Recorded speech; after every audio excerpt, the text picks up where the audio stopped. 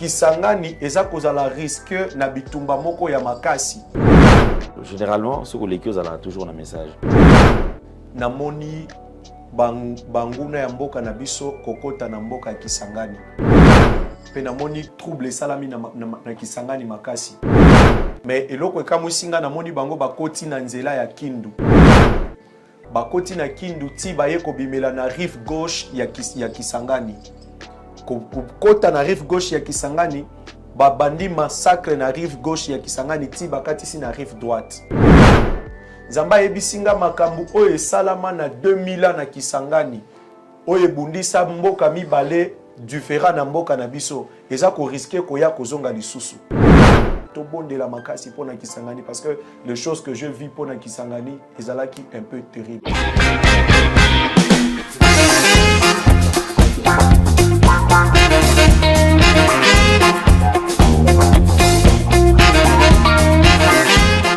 Vérité et réalité, votre magazine. Très chers amis téléspectateurs, vous nous suivez sur Nouvelle Tendance Télévision. Culture d'excellence au rendez-vous. Nous profitons de cette occasion pour vous présenter nos voeux, le meilleur certainement.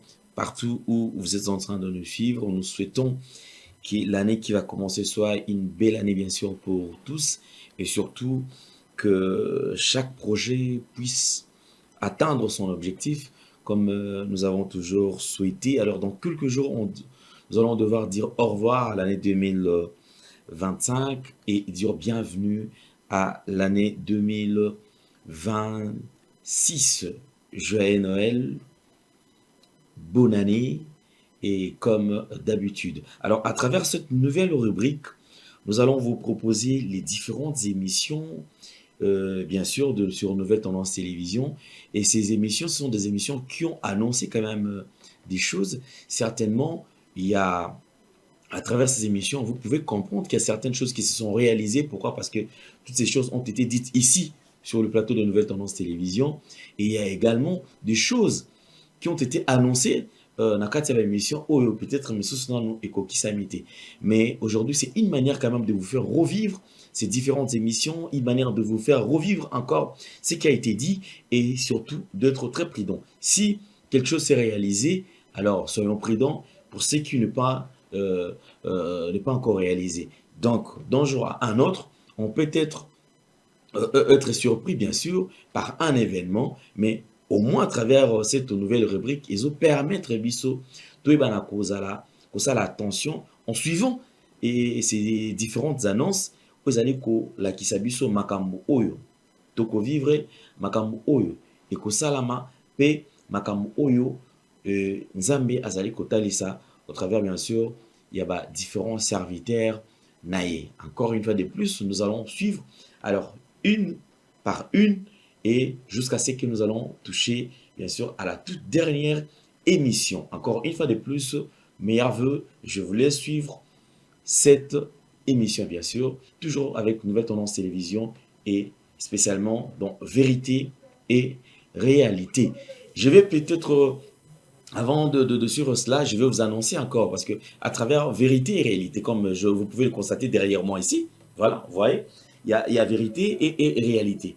Alors déjà à partir de la semaine qui va commencer, ou le mois qui va commencer, nous allons déjà vous donner une nouvelle manière de faire les choses. Ça sera une manière assez spéciale. Alors comment nous allons procéder? Vous avez une histoire que vous avez vécue, vous allez une réalité, vous allez traverser.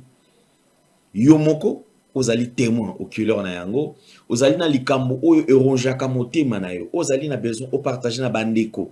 Bazola na biso sur Nouvelle Tendance Télévision, enfin qui va proposer ba piste des solutions. Et ça la problème physique, et ça la problème spirituel, et ça la problème aux ali kobi kakati na yo, dans l'intérieur na yo, zala libre ya kobenga biso à travers le numéro qui est affiché, afin que oyato partager li solo na yo, oyato partager réalité oyo ozali ko vivre na kati na vie na yo.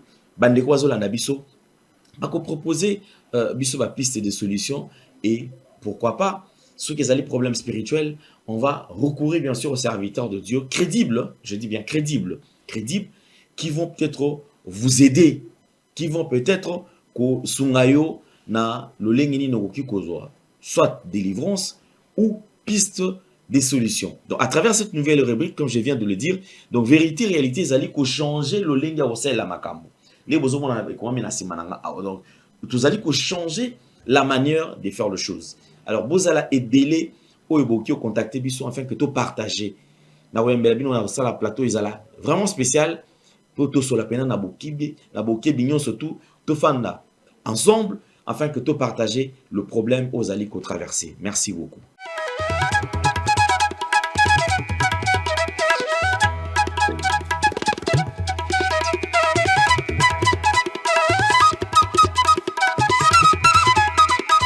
C'est un plaisir de vous retrouver nombreux en train de suivre ces grands magazines Vérité et Réalité comme vous l'avez choisi. Alors nous vous transmettons les salutations de la part de toute la grande équipe. Gédéon est présent, Jordan Panzois sur la réalisation. Et merci infiniment à tous nos abonnés. Vous nous suivez sur Nouvelle Tendance Télévision YouTube, Nouvelle Tendance Télévision Web et Nouvelle Tendance FM. Mesdames et messieurs, bienvenue. Parlons de la Fondation Ndélé au cœur de la nation ainsi que l'orphelinat Famille du Cœur Christ Rédempteur. À travers cette opération, vous êtes sensible aux cris de détresse, vous voulez soutenir les orphelins, le veuve, les démunis. Pensez à cette structure et certainement Dieu va tous nous bénir. Nous parlons plus en images et on se retrouve tout juste après.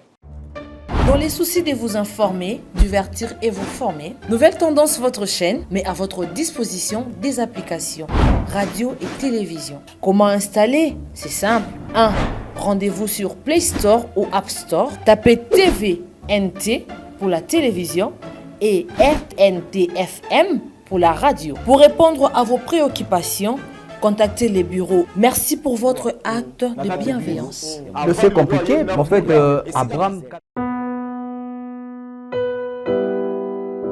Bien-aimés dans le Seigneur, shalom. À vous qui ont un grand cœur, bino bao mitema nzamba pesa bino mitema malamu, mitema kusunga.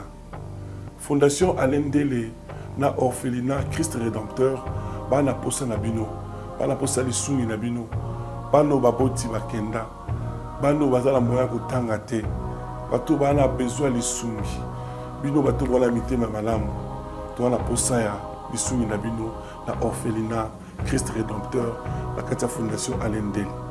Kanise loko.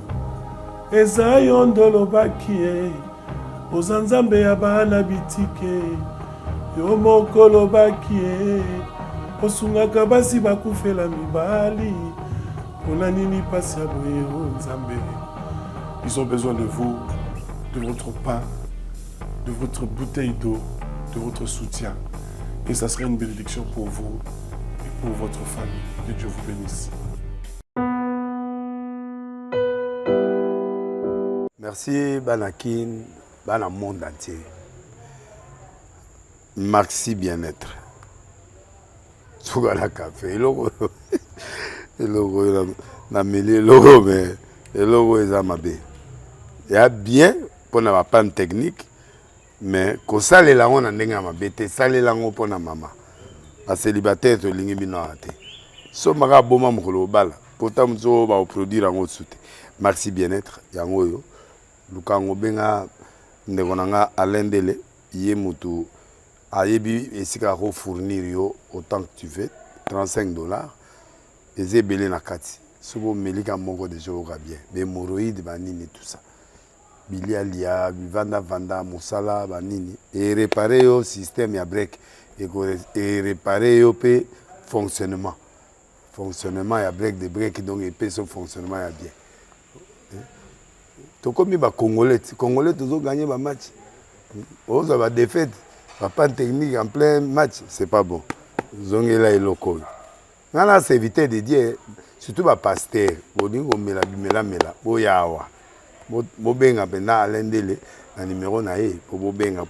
que c'est important. Traitement poison anti-poison yango yo ne ba mususu meli yango avant kende obima o mela melango ça des jours ata bateli loko moi cuire mon corps c'est bon oyo pe anti-poison donc soko ata izana kati et longolango Alain Ndélé mikolo som na bité mindele yango ba pese biloko ba udia po biloko yango bendeza ya solo mikolo ba tchaka poison ato a famille te ato za problème na mututé jalousie car do ba produit yango na anti-poison oyo pe anti-poison. Donc, benga alendele, à partir na ye, aimneni, oya ozwango. Nzambe na nga pambola bino, mi bate la mboke komi biete, batwa komi na jalousie, oyo tozo comprendre de soute. Bana mike bazo kufa, mikolo bazo kufa, baotiana bana bébé ba poisson. Donc, toujours, zala nanti na ondengana na ndako, c'est bon. Que Dieu vous bénisse. De retour sur ce plateau, comme je vous ai annoncé, là, qu'est-ce que nous allons faire? Nous allons recevoir un invité sur ce plateau avec qui on va aborder un sujet en ce qui concerne tout ce qu'on voit sur la toile. Et surtout, nous allons parler de l'Église, parce qu'effectivement, aujourd'hui, c'est un sujet qui dérange. En parlant de miracles, effectivement, ce qu'on nous démontre, c'est qu'on nous expose dans différentes églises. Est-ce vrai, ce sont des miracles, ou c'est tout simplement une manipulation? Un coup monté de toutes pièces pour exposer au public, enfin, de faire passer cela étant un miracle. Alors, c'est un prophète Daniel, qui n'est plus à présenter. C'est quelqu'un qui est un habitué des nouvelles tendances télévision. Il est avec nous sur ce plateau. Prophète Daniel, bonjour et bienvenue. Bonjour, merci papa. Santé, bonne nuit. Ça va très bien par la radio Seigneur. Parmi les premiers invités, il y a redéfilé sur le plateau nouvelle tendance New Look. Alors, impressionnant quand même. Vraiment. Les Lelo, tant on a côté na kanisi na bosani adresse, je me suis dit na komisika nzambe donc na komisi nzambe. Ok, merci beaucoup. Alors, Moussa Nzambe zokene ndenge nini? Ça va, nzamba zo kubatela et nzamba zo diriger Moussa na ezokene malembe na ngona nzambe. Une question, pas une question de curiosité, qui préoccupe plusieurs Congolais. Alors, Lelo, s'il faudra que le chef de l'État a sa décision entre kokene na dialogue, na kosala bitko, ko décider à kosala guerre, c'est-à-dire qu'on attaqué partie Est, où ils allaient pris en otage depuis quelques années, Kobundi Sabango, avion et mata, Babunda, yo occupé cette orientation. Bon, selon Gaï, le colana no mwana ya Est, moi no yebi passe ya Est ndenge zalaka. Je pense peut-être que mala moi kende na dialogue ke babunda parce que Kobunda wana batu obazwa kapasi mingi eza biso population. Donc victime eza la peuple. Victime eza biso peuple. Biso nde mutu tozwa ba bal, biso nde tokotika la ba orphelin, biso nde toko perdre ba être cher. Tandis que bato bango ba organiser bitumba wana bango bato bazowelela ba makamu na bango, bana na bango bakotinda bango ailleurs. Pona bakende kofanda kuna ko séjourner kuna le temps que biso koto yo tozana moyen te tozozanga ya kolia ya komela to ya kozwa lisusu na ba bitumba wana. Malamu ke bakende na dialogue ba solola entre bango yo olingi nini posa na yo eza nini comme ça ba s'arranger de façon que makambu ya mboka kende liboso. Ok, merci makambu mboka ekende liboso. Alors il y a une question en ce qui concerne cette vidéo. On va suivre une vidéo. De l'accès vidéo, tu pour l'accès qui est pour la contre batouté. Mais on veut tout simplement démasquer certaines choses parce que batumso quand ça on dit ils a miracle. Or déjà, ceux qui ont fait la chimie, baebi. Ce que disent aux huiles sodium, au sanguisiango, au sali mélange à sodium na maille avec de l'eau, sodium et de l'eau. Effectivement, ça et ça la flamme. Toujours mon amour mingi, c'est-à-dire que mutamisa il déjà mélange na yé. Et ça te que tout le monde maille en bateau qui a un robinet en haut et yé et fan du wana ou soit maille neza kana robinet peli moto mbala mo maille ba deux maille comme moto. On peut aussi comprendre ça autrement. Mais o eza so baye so eza na maille to ebite maille o outil wapi mais to kuti kaka so déjà na maille si maso wana to ebite basala ki yango ndegeni mais je pense que eza biloko bazali ko préparer pour na tina na ko bangisa tant yo zo un esprit faible au monde bon lobi et effectivement mutu oyo aza penza na nzambe ya solo azo sala miracle avant un miracle basengi yo montant quelconque teka lopango sala boye et les gens bazali ko se retrouver pauvres une manière à quoi pauvrir bandeko congolais je pense que motema mawa on dirait isili motema mawa isili pas ba congolais c'est vraiment important mais je voudrais quand même awa biso nyonso tous si nous parlons le même langage toyiba quand même na kokota Tolanda yango vidéo et on va revenir sur ce plateau pour commenter suivant. Secours. Amen. Ton problème prend feu. Amen. Ton problème prend feu. Amen. Au nom de Jésus. Amen. Au nom de Jésus. Amen. Ton problème prend feu. Amen. Ton problème prend feu. Ah. Ton problème prend feu. Amen. Ton problème prend feu. Shande. Shayamandeta. Secours. Amen. Ton problème prend feu. Amen. Ton problème prend feu. Amen. Au nom de Jésus. Amen. Au nom de Jésus. Amen. Ton problème prend feu. Amen. Ton problème prend feu. Ah. Ton problème prend feu. Amen. Ton problème prend feu. Shande. Shayamandeta. Liande. Merci beaucoup. Vous avez suivi, nous avons suivi, je pense avec beaucoup d'attention, prophète Daniel. Au taliba image. Dans une question, ils doivent développer. Dans l'image, où est un miracle? Papa Alain, oyebi tango tozali, eza tango ya suka. Soki otangi na mukanda ya Matthieu chapitre 24, verset 5, Bible ezoloba que na tango wana bakobima ebele basakoli ya lokuta. Bakosala ba miracle ndenge na ndenge pona koluka même ko séduire ba Eli. Donc Bible lobi même ba Eli mususu bako risquer kozala séduire par rapport ya ba miracle bango bakosala. Parce que batu bakokoma na confusion, il y a les enfants de Dieu qui vont dire que oyo penza ezaka nzambe soki nzambe te ya boye kosala mate. Mais mususu eza nango ba numéro oyo batu bakomi kozwa, mususu peza nango ba biloko moko chimique oyo batu okoki ko créer yango pe kaka esalama de façon que obangisa batu de façon que obima lokola soko za danser soki ni.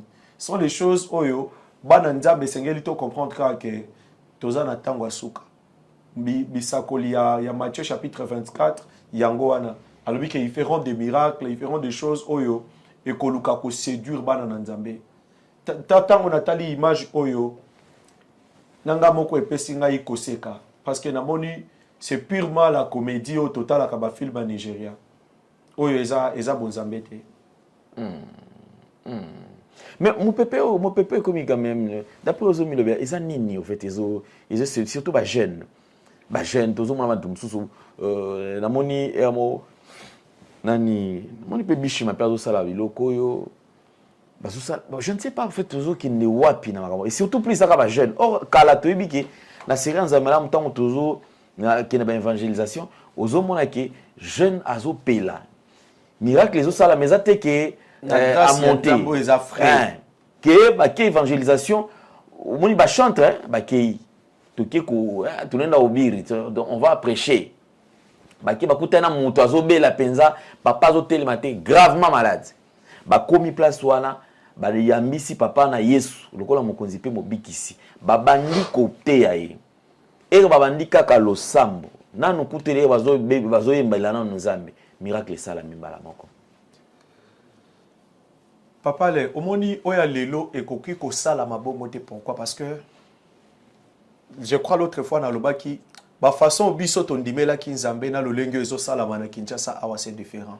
Tondimela ki nzambe na lolenge moko toyebi que nzamba linga aboete, nzamba linga aboete. Mais ce que awa na Kinshasa il y a des serviteurs de Dieu, il y a des jeunes serviteurs oyo azana posa asala makambo nyoso en même temps azala pena nzambe. Ce que nzamba linga rate ke osala makambo nyoso ozala na ye. Ce que tant on comprendre que Nzamba ko salela yete par rapport ya vie na yenenga zobika. Il faut aluka a créer eloko moko parce qu'il a compris déjà que non batu balinga ke eloko moko oyo eko affecter bango. Je dois faire quelque chose oyo ko sala ke et tension ya batu nyonso e ya vers ngai. Il faut na sala moi démonstration moko boye ba mona ke awana nzamba zali.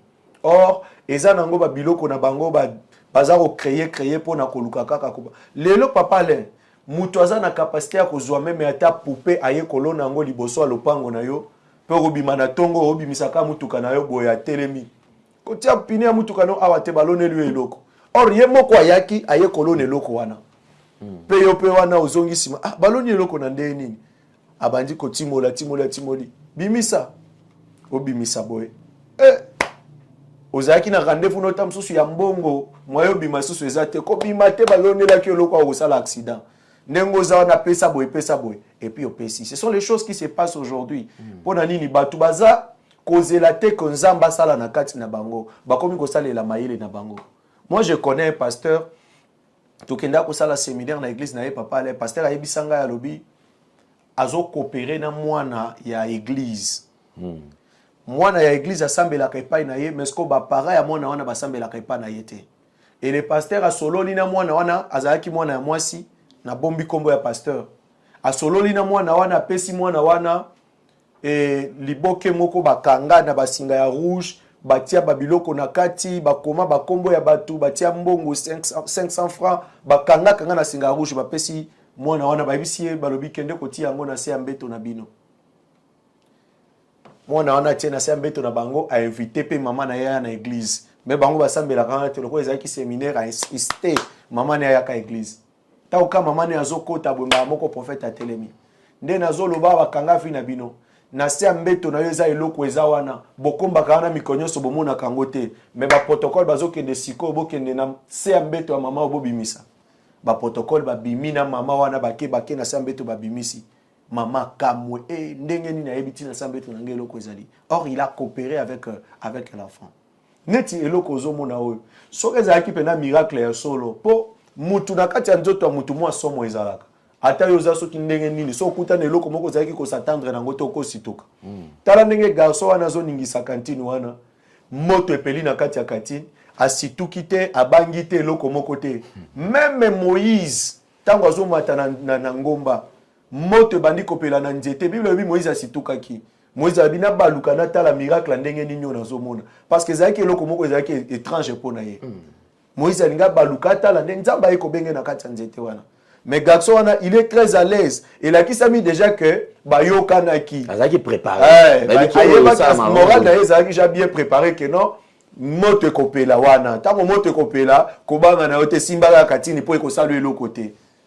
Yango pe wana zo ningizane kantina moto ndenge zo pela na mikolo yo papa le. Etikali kaka muke baba nda kosala ba mixage yo esala makana na ba caméra baba nda kosala kango na nani na télévision batindi yango balobi ke miracle salami parce que bakobanda kobimisa même ata batu neti basala kana ba film Nigeria babimisi okomi mibale ale batindeli bato bazana mboka wana te po balwa kino miracle salami kuna mutu akomi mibale parce que nyonso ezokoleka na ba église lelo eza purement de comédie eza ba théâtre au total kana ba film Nigeria yango lelo ekomi na kati ya ba église eza vraiment mawa mais eza pona bana na nzambe ba comprendre que tokomi na tango ya suka.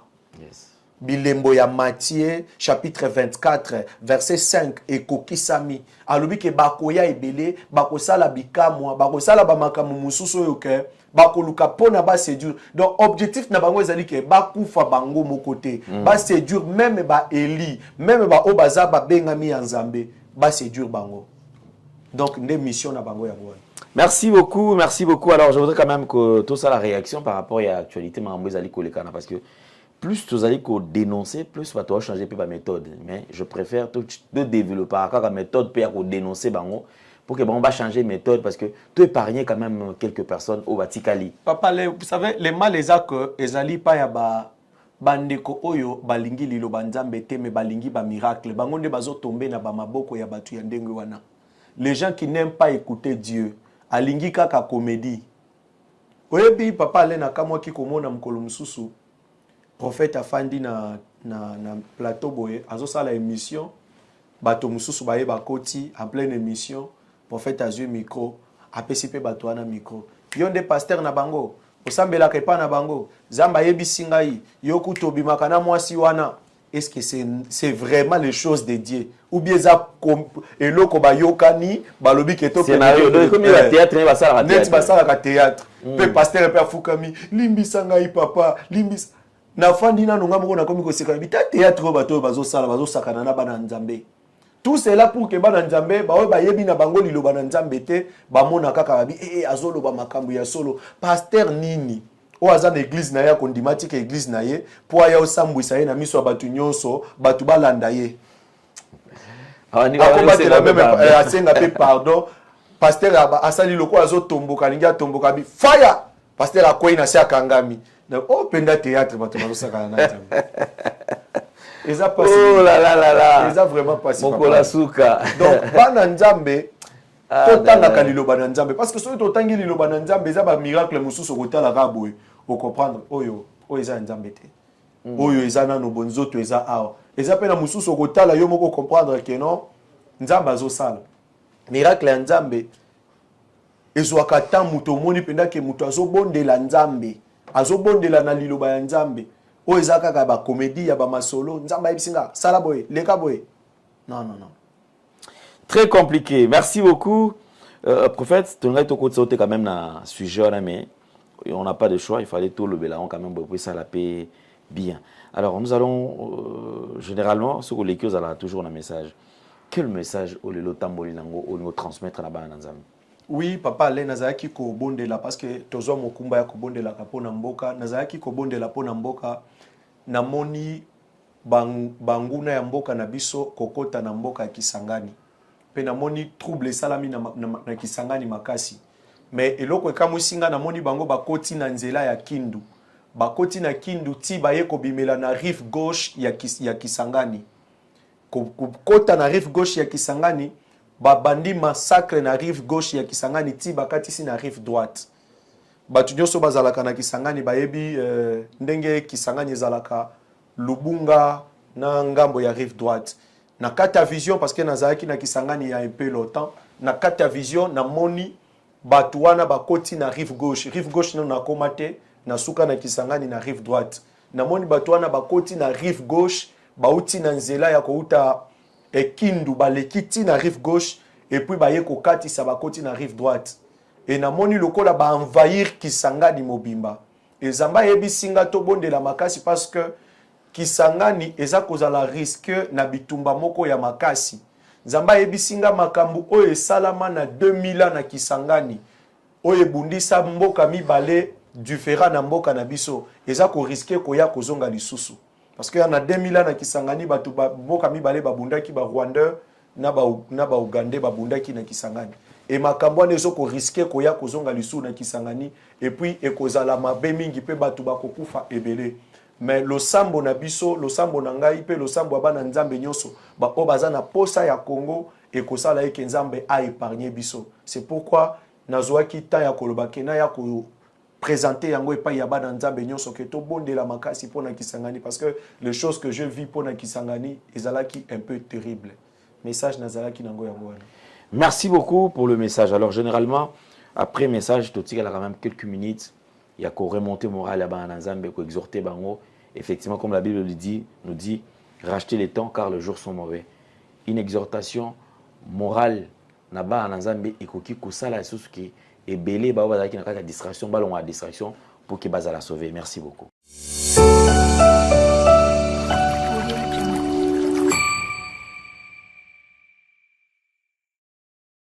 Nzamba pambola yo mwana nzambe nyonso za olandi biso tika ike loboko na nzambe zala likolo na yo nalingi napesa yo makasi yo mutu oyo zokomona lokola vie na yo ekomi sombre.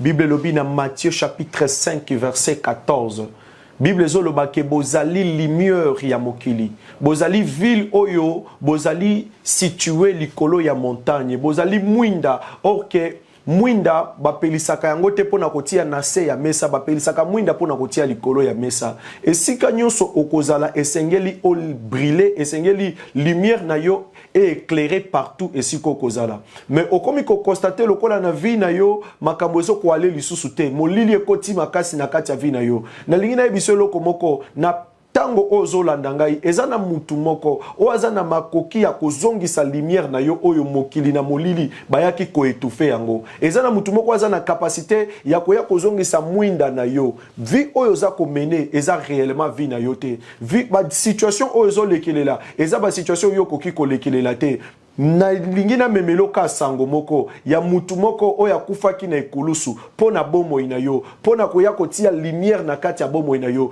kombo na Yesu Masia yenda yebi singa na yebisa yo alobi ozali lumière alobi ozali ville oyo eza situé likolo ya montagne mutu akoki ko bomba yo te mutu akouta musika sengela mona yo ville oyo eza situé likolo ya montagne bazipaka yango te mwinda bapelisaka pona kotia na se ya mesa te mutu ozo koluka kotia vi na yo na se wana mutu mutu aza koluka ko étouffer yo wana, mutu aza koluka ko étouffer musala na yo, mutu aza koluka ko étouffer bana na yo, ndako na yo. Aza koluka yango parce que ayebi que eloko eza kati na yo eza motuya ye aza nango te, c'est pourquoi aza ko combattre yo. Na likanisi na ye eza keta mususu soki a étouffer yo ye akomonana. Or, oyo nzamba tia na kati na yo eza lokola lamba na taille na yo moko. Mutu moko aza na makoki ya kozwa yango te. Mutu moko aza na makoki ya kolata yango te. Ndimaka que Yesu Masiya afanda na kati ya bomoi na yo. Ndimaka que Yesu Masiya a dirigé bomoi na yo. Ba circonstance ozo lekelela wana elembisa yo te. Ba problème ba difficulté ozo lekelela wana elembisa yo te. Ozali lumière, ozali ville oyo eza situé likolo ya ngomba. Kozala na yo esengeli o éclairé partout au kozala. Tika ke na tango zolanda ngai, lumière na yo oyo bungisaki ebanda kozonga na kombo na Yesu. Lumière oyo bungisaki na kata musala, bazotia yo mal à l'aise pa ya ndeko moko oyo bozoko sala na musala. Tika ke lumière na yo ezonga na kombo na Yesu. Nzamba peso faveur bisika nyoso, même esika wana batu ba resiraka te, même esika wana batu batombola ka mutu te, yo okotombola mutu, yo oko resir, même na ndako siko zofanda bazoko maltraiter yo. Lokola ka koza lumière, échec façon au baza ko maltraiter yo wana, ça va t'aider que ekomiso lisu likolo. Joseph azala ki lumière, baluka ki batia Joseph na kati ya libulu, mais lokola azala ki lumière, na kati ya libulu lumière na ye éclairaki, muto aye kolongole na libulu pe muto asombiye. Lokola azala ki lumière, place basombiye, baluki ne makambo tia ye kokota na kasho. Lokola azala ki lumière, na kati ya kasho kuna Joseph abimi pa ye kokoma premier ministre.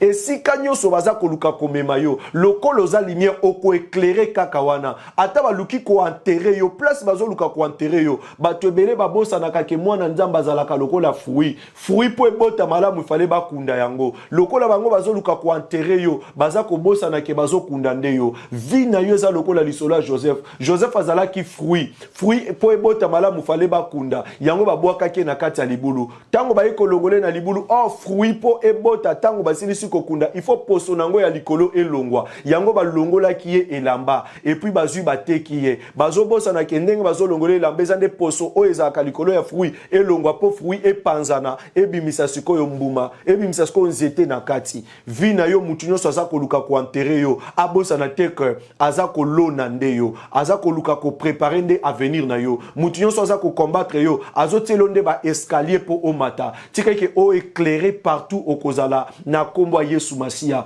Nzamba pambola yo sokoza na ba question oza na ba problème o eza kolekela yo, numéro na biso ya téléphone eza na se benga, nous allons prier pour toi et puis nous allons t'orienter. Loboko na nzambe ezala likolo na yo, je vais prier pour toi yo muto landingai, yo moto lumière na yo balinga ki ko atteindre yango, et si kozali simba maboko na motema na yo.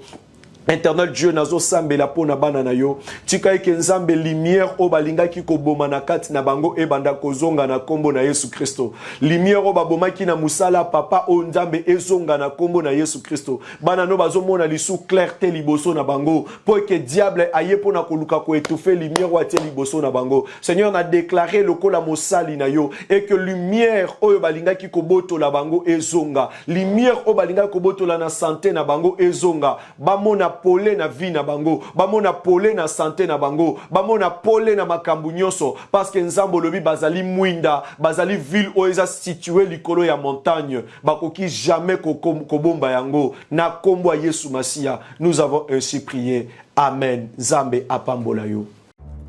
Dans les soucis de vous informer, divertir et vous former, Nouvelle Tendance, votre chaîne, met à votre disposition des applications, radio et télévision. Comment installer? C'est simple.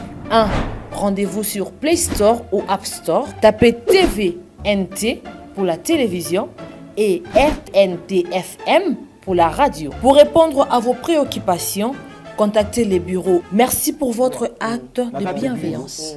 C'est compliqué, en fait, Abraham... Bien-aimés dans le Seigneur, shalom. À vous qui ont un grand cœur. Bino bao mitema nzamba pesa bino mitema malamu. Mitema kosunga. Fondation Alendele na orphelinat Christ Rédempteur bana posa na bino. Bana posa lisungi na bino. Bano baboti bakenda. Bano bazala moya kotanga te. Bato bana besoin lisungi. bino bato bona mitema malamu to na posa ya bisumi na bino na orphelinat Christ Rédempteur la kati fondation Alendel kanise loko eza yo ndolobaki ozanzambe ya bana bitike yo moko lobaki osungaka basi bakufela mibali mpona nini pasi ya boye o nzambe. Ils ont besoin de vous, de votre pain, de votre bouteille d'eau, de votre soutien. Et ça serait une bénédiction pour vous et pour votre famille. Que Dieu vous bénisse. Merci Banakin, Bana monde entier. Merci bien-être. Sougala café, logo, na mêlé logo, mais logo est à ma baie. Il y a bien pour la panne technique, mais quand ça les langues on a n'enga ma bête, ça les langues pour la maman. À célibataire to lingi binoate. So maga boma mukolo bala. Pourtant mzo ba produire en soute. Merci bien-être yango yo. Lukango benga ndekonanga alendele yé mutu ayebi esika ko fournir yo autant que tu veux $35 et zebele na kati. Sobo melika moko de jour bien. Be hémorroïdes banini tout ça. Bilialia, vanda, moussala, banini. Et réparer au système ya break. Et réparer au fonctionnement. Fonctionnement ya break de break donc et son fonctionnement ya bien. To comme ba Congolais toujours gagné ba match. On va défaite, pas technique en plein match, c'est pas bon. Zongela et loco. Nana c'est éviter de dire surtout ba pasteur, boningo mela boyawa. Bobenga pena alendele na numéro na ye pour bobenga pour bozo loko. C'est important. Traitement poison anti-poison yango yo. Ne ba mususu meli yango avant kende obima. O melango. Ça des jours atabati le loko. Moi cuire mon corps c'est bon. Oyopé anti-poison. Donc soko ata izana kati et longolango. Alendele mikolo somme. N'habité mindele yango ba pese biloko ba udia. Po biloko yango bendeza ya solo mikolo bachaka poison à toi famille te à toi problème na mututé jalousie car do ba produit yango ya anti-poison oyopé anti-poison. Donc benga alendele à partir na ye ayibindeni oya ozwango. Nzambe na nga pambola bino mi batela mboke komi biete bato bakomi na jalousie oyo tozo comprendre de souté bana mike bazo kufa mikolo bazo kufa baotiana bana bébé ba poisson. Donc toujours zala nanti na ndenga na nga na ndako c'est bon. Que Dieu vous bénisse.